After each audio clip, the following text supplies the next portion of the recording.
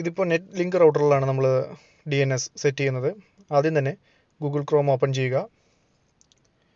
Open ചെയ്തതിന് ശേഷം 192.168.1.1 അതാണ് നെറ്റ്ലിങ്ക് മോഡത്തിൻ്റെ admin page IP, LAN IP. So അത് എൻ്റർ ചെയ്യുക. എൻ്റർ ചെയ്യുമ്പോൾ ഇതുപോലത്തെ ഒരു ബോക്സ് വരും. അവിടെ യൂസർ നെയിം ചോദിക്കും, അഡ്മിൻ ആണ്. പാസ്വേഡ് @1234556 ഇത് ശ്രദ്ധിക്കുക. ചിലപ്പോൾ പാസ്വേഡ് ചില ചേഞ്ചസ് ഉണ്ടാവും. അത് നിങ്ങളുടെ സർവീസ് പ്രൊവൈഡറിന് ചോദിച്ച് മനസ്സിലാക്കുക. പിന്നെ ഒരു വാലിഡേറ്റ് കോഡ് ചോദിക്കും, അതിൻ്റെ താഴത്ത് തന്നെ ഉണ്ടാവും. അപ്പോൾ അത് കറക്റ്റായിട്ട് തന്നെ ആ വാലിഡേറ്റ് കോഡ് അടിച്ചു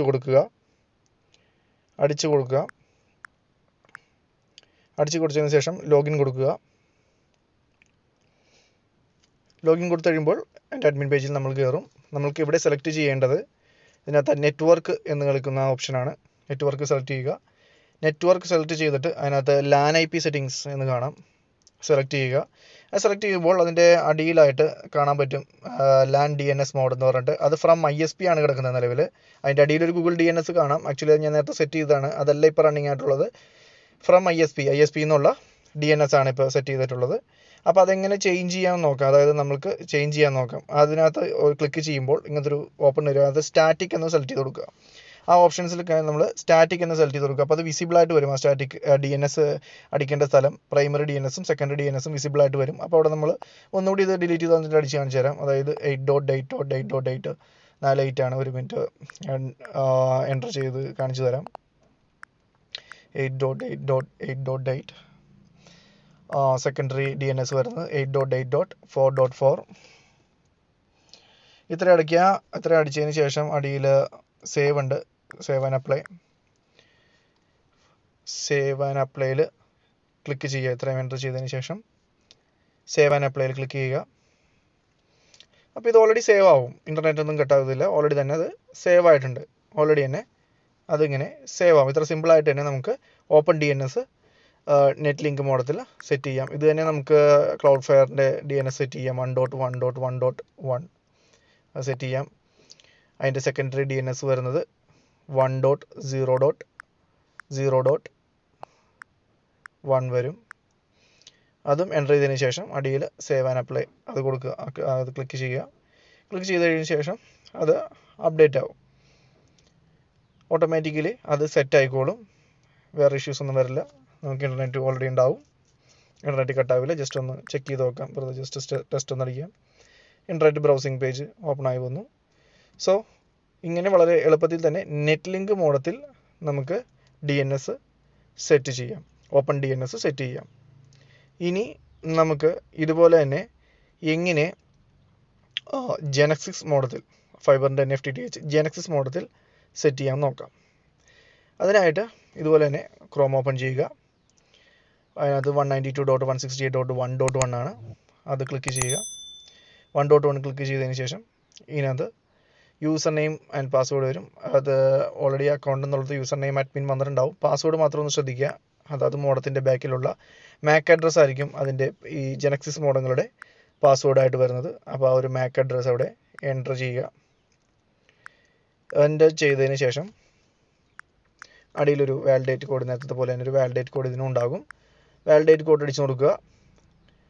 അടിച്ചു കൊടുത്തതിന് ശേഷം ലോഗിൻ കൊടുക്കുക. ലോഗിൻ കൊടുക്കുമ്പോൾ ഇതുപോലെ ജെനക്സിസിൻ്റെ അഡ്മിൻ പേജിലോട്ട് വരും.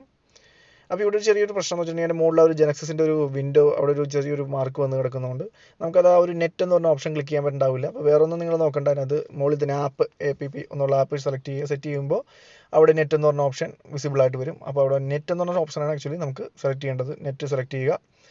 നെറ്റ് സെലക്ട് ചെയ്ത് കഴിഞ്ഞതിന് ശേഷം അതിൻ്റെ ഇടയിൽ LAN എന്ന് പറഞ്ഞ ഓപ്ഷൻ ഉണ്ടാവും. LAN ഓപ്ഷൻ സെലക്ട് ചെയ്യുക. LAN ഓപ്ഷൻ സെലക്ട് ചെയ്യുമ്പോഴും അതിനകത്തും ഈ IP ഡീറ്റെയിൽസും കാര്യങ്ങൾ വരും. അതിനകത്തും നമുക്ക് കാണാം ആ ഒരു പ്രൈമറി DNSഉം സെക്കൻഡറി DNSഉം കാണാം. ഇപ്പോൾ അത് ഡിസേബിൾ ആണ് കിടക്കുന്നത്. നമ്മളത് എനേബിൾ കൊടുക്കുക. എനേബിൾ കൊടുത്തതിന് ശേഷം ഇതുപോലെ തന്നെ ഗൂഗിളിൻ്റെ DNS ആണ് കൊടുക്കുന്നതെങ്കിൽ 8.8.8.8 കൊടുക്കുക. സെക്കൻഡറി DNS ആയിട്ട് നമുക്ക് 8.8.4.4 കൊടുക്കാം. ഇത്രയും കൊടുത്തതിന് ശേഷം അതിനകത്തും അടിയിലൊരു സേവ് ബട്ടൺ കാണാം. ആ ഒരു സേവ് ക്ലിക്ക് ചെയ്യുക. സേവ് ക്ലിക്ക് ചെയ്യുമ്പോൾ ഓട്ടോമാറ്റിക്കലി DNS സെറ്റ് ആയിട്ടുണ്ട്. ഇത്ര സിമ്പിളായിട്ട് തന്നെ ഇതിനകത്ത് DNS സെറ്റ് ചെയ്യാം.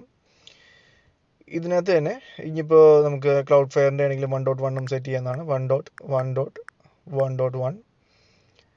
അതുപോലെ തന്നെ അതിൻ്റെ സെക്കൻഡറി DNS ആയ 1.0.0.1 അതും നമുക്ക് സെറ്റ് ചെയ്യാം. സെറ്റ് ചെയ്തതിന് ശേഷം സേവ് കൊടുക്കാം. ഇതുപോലെ തന്നെ സിമ്പിളായിട്ട് തന്നെ അതും കണക്റ്റ് ആവുന്നതാണ്. ഇത്ര സിമ്പിളായിട്ട് നമുക്ക് ജെനസിക്സ് ഫൈബർ മോഡത്തിലെയും ഓപ്പൺ DNS സെറ്റ് ചെയ്യാവുന്നതാണ്. വളരെ സിമ്പിളായിട്ട് തന്നെ. ഇനി നമുക്ക് എങ്ങനെ കമ്പ്യൂട്ടറിൽ ചെയ്യാം, PC-യിൽ എങ്ങനെ ചെയ്യാം എന്നുള്ളത് നോക്കാം. ഇതിലാദ്യം തന്നെ നമുക്ക് ആ വൈഫൈ ഉള്ളിടത്ത് നമുക്കൊരു റൈറ്റ് ക്ലിക്ക് ചെയ്യുക. അപ്പോൾ open network and sharing settings എന്ന് കാണും. അതിൽ ക്ലിക്ക് ചെയ്യുക. ക്ലിക്ക് ചെയ്യുമ്പോൾ നെറ്റ്വർക്ക് സെറ്റിംഗ്സിൻ്റെ ഈ പേജ് ഓപ്പൺ ആയിട്ട് വരും. അതിനകത്ത് വൈഫൈ കണക്റ്റഡ് ആയിട്ട് നമുക്ക് കാണാം. നമുക്ക് വേണ്ടത് അതിൻ്റെ അടിയിലായിട്ടുള്ള അഡാപ്റ്റർ സെറ്റിംഗ്സ് ആണ്. ചേഞ്ച് അഡാപ്റ്റർ സെറ്റിംഗ്സിൽ ക്ലിക്ക് ചെയ്യുക.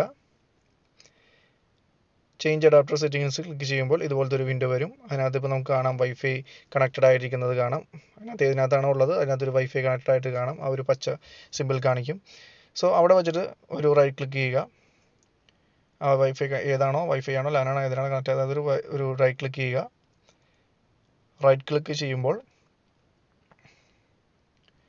അവിടെ അടിയിലായിട്ട് പ്രോപ്പർട്ടീസ് എന്ന് കാണാം. പ്രോപ്പർട്ടീസിൽ ക്ലിക്ക് ചെയ്യുക.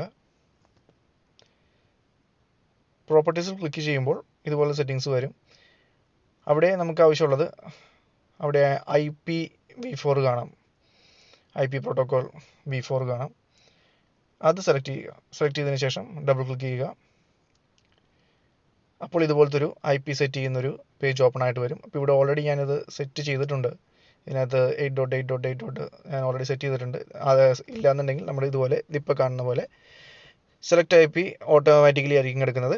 അപ്പോൾ നമുക്ക് അവിടെ നിന്ന് മാറ്റി ഈ ഒപ്റ്റൈൻ IP മാനുവലായിട്ട് കൊടുക്കുന്നത് അതിൻ്റെ തൊട്ട് താഴെ ഇതിൻ്റെ തൊട്ട് താഴത്തെ തന്നെയുള്ള ഈ ഓപ്ഷനിൽ ക്ലിക്ക് ചെയ്യുക.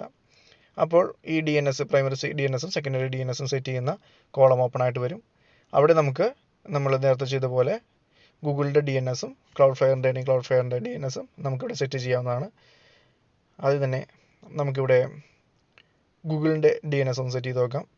8.8.8.8 പ്രൈമറി DNS വരുന്നതാണ്. സെക്കൻഡറി DNS വരുന്നത് 8.4.4 വരും. എന്നിട്ട് അടിയിലുള്ള ആ OK കൊടുക്കുക. തൊട്ടടിയിലവിടെ തന്നെ OK ബട്ടൺ ഉണ്ടാവും. ആ OK ബട്ടൺ ക്ലിക്ക് ചെയ്യുക. സോ അവിടെ OK കൊടുക്കുമ്പോൾ തന്നെ അത് ഓൾറെഡി സെറ്റായിട്ടുണ്ടാവും. സോ അത്ര സിമ്പിളായിട്ട് തന്നെ നമുക്ക് സെറ്റാവും. അവിടെ കാണാം വൈഫൈ കട്ടായിട്ടില്ല. അങ്ങനെ തന്നെ നമുക്ക് സിമ്പിളായിട്ട് തന്നെ ലാപ്ടോപ്പിലാണെങ്കിലും നമുക്ക് DNS സെറ്റ് ചെയ്യാം. ഇതുപോലെ തന്നെ ക്ലൗഡ് ഫെയർ DNSഉം നമുക്ക് സെറ്റ് ചെയ്യാവുന്നതാണ്. സോ ഇതിവിടെ ഞാൻ ഒന്നുകൂടി ക്ലൗഡ് ഫെയർ വേറെ ഒന്നുമില്ല. നമുക്കിതുപോലെ തന്നെ ഈ 8 എന്നുള്ളിടത്ത് മാറ്റിയിട്ട് അവിടെ 1.1.1 അടിക്കുക. പ്രൈമറി DNS അതാണ് വരുന്നത്. സെക്കൻഡറി DNS ക്ലൗഡ് ഫെയറിൻ്റെ വരുന്നത് 1.0.0.1 ഇതാണ് DNS വരുന്നത്. എന്നിട്ട് OK കൊടുക്കുക. അടിയിൽ OK കൊടുക്കുക. വളരെ സിമ്പിളായിട്ട് തന്നെ നമുക്കിങ്ങനെ കമ്പ്യൂട്ടറിൽ ഓപ്പൺ DNS സെറ്റ് ചെയ്യാവുന്നതാണ്. വളരെ ഉപകാരപ്രദമായിട്ടുള്ളതാണ്. യൂസ്ഫുള്ളാണ്. സ്പീഡ് കൂടും, ഫാസ്റ്റ് ആകും. അതിന് പുറമെ കട്ടാവുന്ന ടൈം കുറേ നേരത്തെ പറഞ്ഞ പോലെ തന്നെ. സോ ഇത്ര എളുപ്പത്തിൽ നമുക്കത് സെറ്റ് ചെയ്യാവുന്നതാണ്. നിങ്ങളും നോക്കുക, സെറ്റ് ചെയ്ത് നോക്കുക. ഇപ്പോൾ നമുക്കിവിടെ കാണാം കണക്ടിവിറ്റി പോയിട്ടില്ല. കണക്ടിവിറ്റി ഉണ്ട്, കണക്ടിവിറ്റി ഇഷ്യൂ വരത്തില്ല. നമ്മൾ ആ ഒരു DNS മാത്രം ചേഞ്ച് ചെയ്യുന്നുള്ളെങ്കിൽ കണക്ടിവിറ്റി ഇഷ്യൂ വരില്ല. സോ ഇത്ര സിമ്പിളായിട്ട് തന്നെ നമുക്ക് DNS സെറ്റ് ചെയ്യാവുന്നതാണ്. വീഡിയോ നിങ്ങൾക്ക് മനസ്സിലായി എന്ന് കരുതുന്നു. ഇനിയും കാണുക, സപ്പോർട്ട് ചെയ്യുക, ലൈക്ക് ചെയ്യുക, ഷെയർ ചെയ്യുക. ഇനി അടുത്തൊരു വീഡിയോയിൽ കാണുന്നവരെ നന്ദി, നമസ്കാരം. Thank you so much.